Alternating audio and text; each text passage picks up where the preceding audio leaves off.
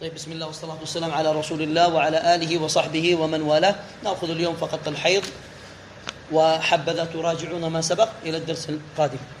قال: فصل: أقل الحيض يوم وليلة. أقل الحيض يوم وليلة. قال: المعنى أن أقل زمن الحيض مقدار يوم وليلة. طيب، مقدار يوم وليلة، هل يشترط بمعنى يوم وليلة 24 ساعة ينزل الدم؟ بمعنى مقدار نزول الدم لو جمعناه لأصبح 24 ساعة يوم وليلة، ولا يشترط بمعنى أن يخرج الدم 24 ساعة. هذا ليس حنفي. قال: نعم. قال أن أقل زمن الحيض بمقدار يوم وليلة هي 24 ساعة يتصل فيها الدم بمعنى يمكن إذا جمعنا هذه الساعات يحصل بمجموعها 24 ساعة. قال: وذلك باستقراء. يعني نحن قلنا أقل الحيض يوم وليلة. ما الدليل على ذلك؟ هل يوجد دليل من الشرع؟ قال لا، يوجد دليل بالاستقراء. هذا الاستقراء هو دليل عند علماء الأصول، لكنه ينقسم إلى قسمين: إلى استقراء كلي وإلى استقراء جزئي. وبعضهم يقسمه إلى ثلاثة: إلى استقراء كلي، وإلى استقراء أغلبي، وإلى استقراء بعضي. الاستقراء الكلي هذا حجة بلا خلاف. لكن هل يمكن أن يتصور هنا الاستقراء الكلي؟ هل يمكن؟ يعني الشافعي نظر إلى كل النساء؟ لا، هذا لا يمكن. لكن أغلبي، حتى لو قلنا أغلبي، لا، استقراء كل نساء الكون، لا، وإنما استقراء بعضي، وهذا حجة ضعيفة، دليل على وجود خلاف في المسألة. فهو الاستقراء، يعني الشافعي استقرأ في المنطقة التي هو فيها. نعم. إذن الاستقراء الكلي هذا لا خلاف في حجيته. الاستغراق الأكثري هذا فيه خلاف، ويمكن أن يعتبر حجة، يعتبر دليل. أما الاستقراء البعضي هذا ليس بدليل. قال: وذلك باستقراء الإمام الشافعي رضي الله عنه، أي تتبعه له. وكذلك أكثر الحيض ثبت بالاستقراء. قال: وكذلك أكثره وغالبه، يعني ثبت باستقراء الإمام الشافعي. وقد تقدم تعريف الحيض في فصل علامات البلوغ. ثم قال رحمه الله: وغالبه، أي وغالب الحيض 6 أو 7. المعنى أن غالب زمن الحيض 6 أيام أو 7 أيام بلياليها اتصل فيها الدم أو لا، سواء اتصل فيها الدم أو لا، بشرط ألا ينقص مجموعه عن 24 ساعة. فلو نقص فهو استحاضة. يعني لو حسبنا هذه الساعة التي حصل فيها الدم ولم يبلغ 24 ساعة، هل هذا حيض؟ لا يسمى حيض. قال: والنقاء يعني الطهر، النقاء المتخلل بين دماء الحيض حيض حكما، يأخذ حكم الحيض حكما.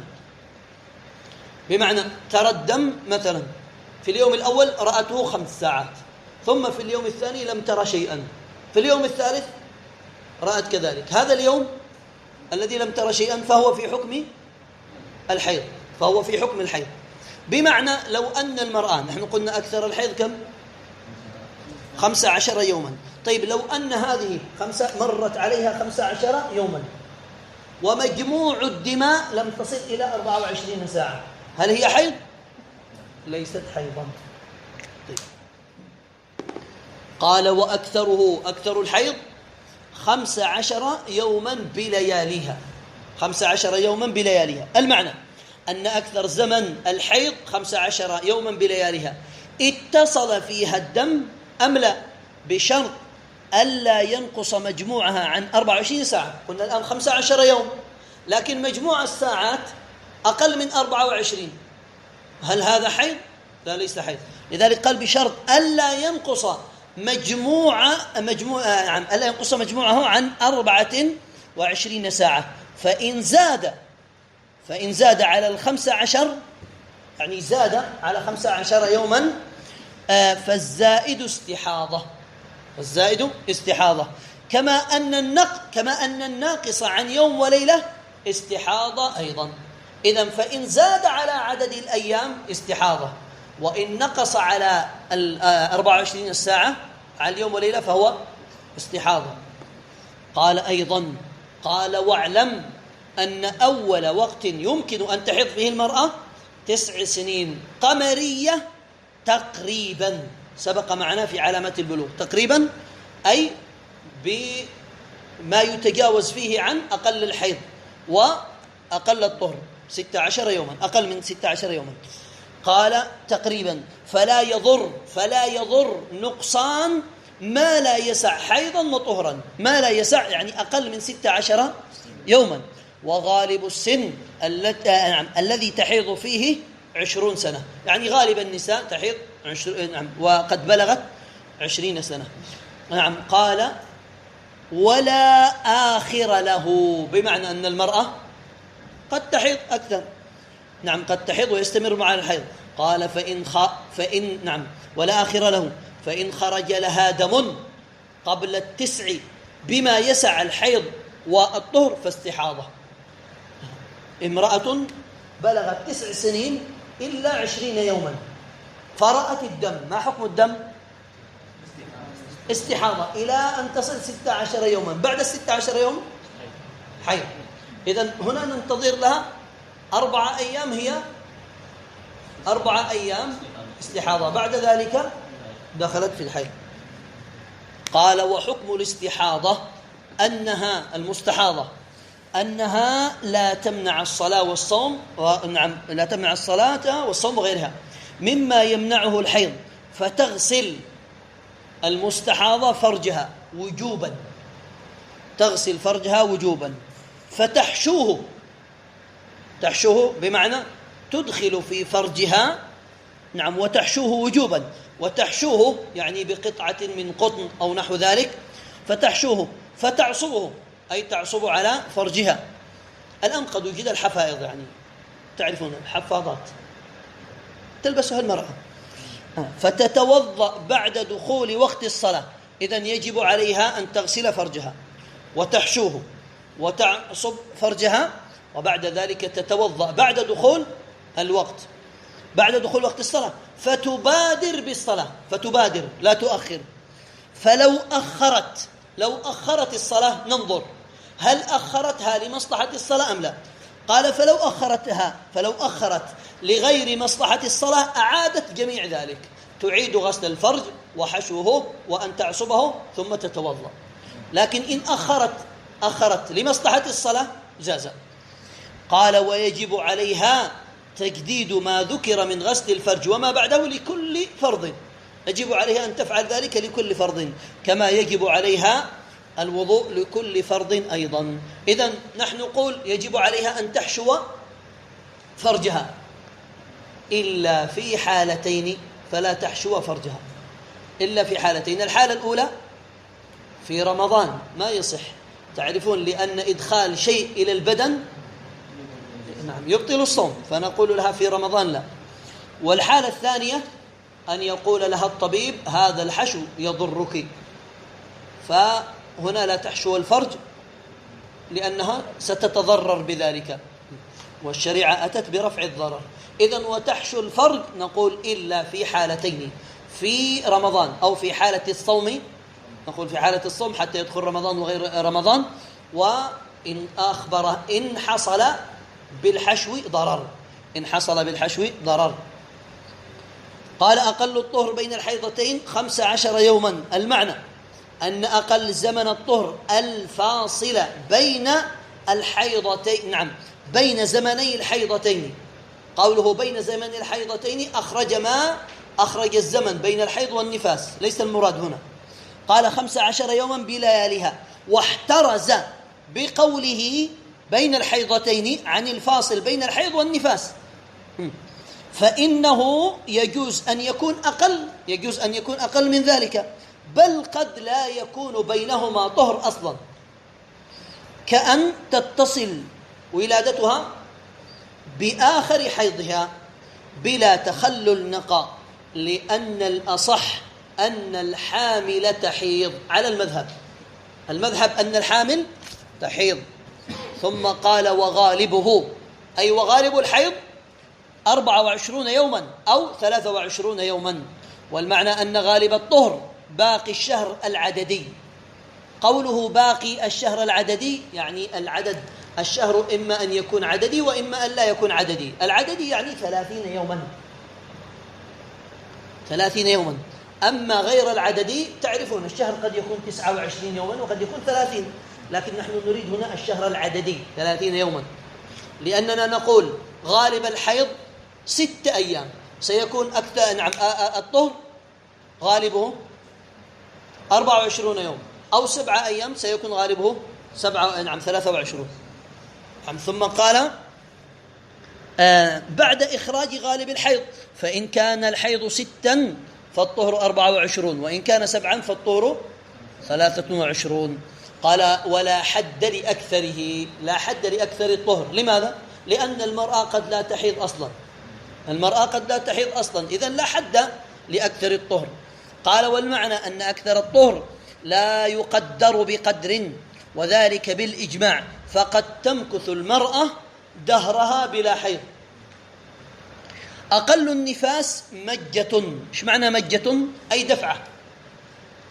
نعم، مجة. وغالبه 40 يوما وأكثره 60 يوما، وهذا ممن فرد به الشافعي 60 يوما، وإلا في المذاهب البقية 40 يوما.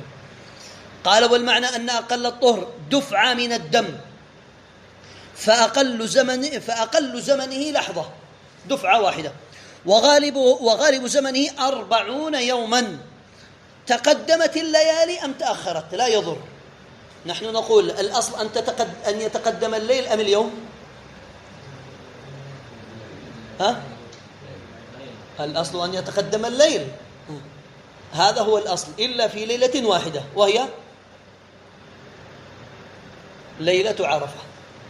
بمعنى لو غربت الشمس يوم عرفة فرجل وقف في عرفة بعد غروب الشمس، صح إلى أن يؤذن الفجر.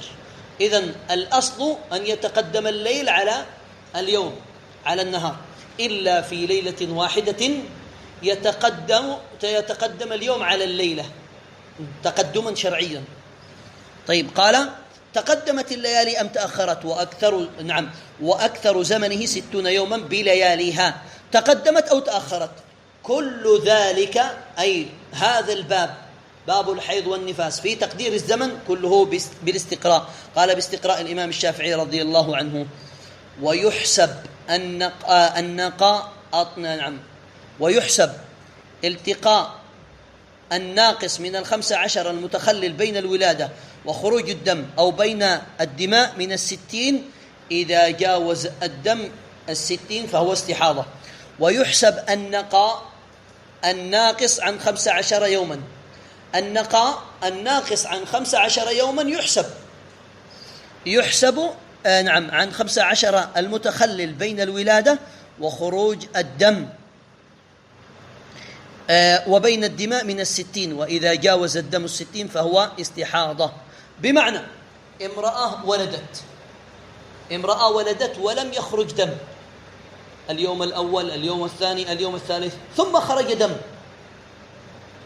نحسب أيام الاستحاضة من أي وقت؟ من خروج الدم أم من انفصال الولد؟ من انفصال الولد. إذن تحسب هذه الأيام.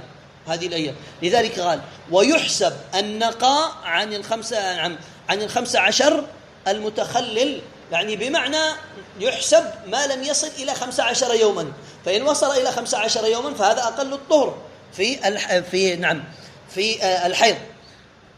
قال ويحسب النقاء الناقص عن 15، إن كان النقاء أقل من 15 يوما يحسب من النفاس. ويحسب النقاء الناقص عن 15 يوما المتخلل بين الولادة وخروج الدم أو بين الدماء من 60، وإن جاوزت الدم 60 فهو استحاضة. واضح؟ ليس واضح؟ طيب، الذي تخلل بين شيئين، المتوسط بين شيئين. طيب، إذن ويحسب النقاء. قال ويحسب النقاء الناقص عن 15 يوما. امرأة ولدت دون دم، ثم هي لم يخرج دم. إن استمرت هكذا، إن استمر 15 يوما ثم خرج الدم، هذا حيض وليس نعم. إن كان أقل من 15 يوما نفاس. إذن ويحسب النقاء هي الآن طاهرة، ويحسب النقاء نعم، ويحسب النقاء ناقص عن 15 يوما 14 يوما. المتخلل، هذا متخلل بين الولادة، هنا هي ولدت بين الولادة نعم، قال المتخلل بين الولادة وخروج الدم، خرج بعد ذلك دم، هذه الأيام قال ويحسن نعم، وخروج الدم من 60، هذه الأيام الطاهرة تحسب من 60 يوما. إذن نعيد، هي الآن ولدت ثم لم يخرج دم، استمرت أقل من 15 يوما، استمرت 14 يوما، ثم بعد ذلك خرج دم، هذا الدم دم نفاس، نحسب لها 60 يوما، نحسبها من هنا أم من خروج الدم؟ من الولادة. إذن هذه ستحسب. إن كانت أكثر لا، هذا إن كانت أكثر فالدم دم حيض. قال ويحسب النقاء الناقص، هذا 14 يوما، ويحسب النقاء الناقص عن 15 المتخلل المتوسط بين الولادة وخروج الدم، يحسب هذا الزمن، يحسب من 60 يوما، يحسب من 60 يوما. نعم، قال المتخلل بين الولادة وخروج الدم أو بين الدماء من 60 وإذا جاوز الدم 60 يوما فهو استحاضة. واضح. ثم بعد ذلك ذكر المؤلف رحمه الله تعالى أعذار الصلاة. نأخذ إن شاء الله أحكام الصلاة في درس القادم إن شاء الله، وصلى الله وسلم على نبينا محمد وعلى آله وصحبه. هل هناك سؤال؟